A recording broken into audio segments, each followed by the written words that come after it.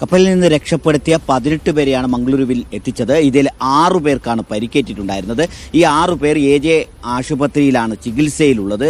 മറ്റു 12 പേർ AJ grand ഹോട്ടലിലാണ് താമസിക്കുന്നത്. 6 പേരിൽ 2 പേർ ചൈനീസ് സ്വദേശിയുടെയും അതുപോലെ തന്നെ ഇന്തോനേഷ്യ സ്വദേശിയുമാണ് അപകടനില തരണം ചെയ്യാതെ അതീവ ഗുരുതരാവസ്ഥയിൽ തീവ്രപരിചരണ വിഭാഗത്തിൽ ചികിത്സയിലുള്ളത്.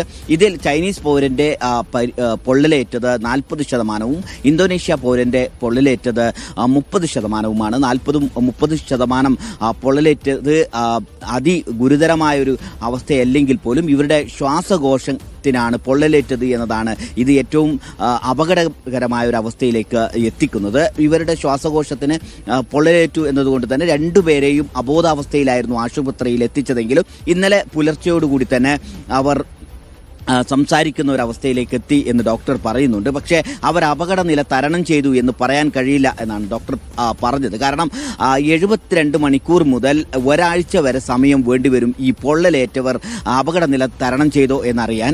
അങ്ങനെയാണെങ്കിൽ ഒരാഴ്ചയോളം ഈ 2 പേരും തീവ്രപരിചരണ വിഭാഗത്തിൽ ചികിത്സയിലുണ്ടാവും. അതിനുശേഷം മാത്രമേ അവർ അപകടനില തരണം ചെയ്തോ എന്ന കാര്യത്തിൽ പോലും ഒരു വ്യക്തത വരികയുള്ളൂ. മറ്റുള്ളവരുടെ പരിക്ക് വളരെ നിസ്സാരമായതാണ്. അവർ ഇന്നും അവിടെ നിരീക്ഷണത്തിൽ, ഒരാൾ നിരീക്ഷണത്തിലും മറ്റു 3 പേർ വാർഡുകളിലേക്കും മാറ്റിയിരുന്നു.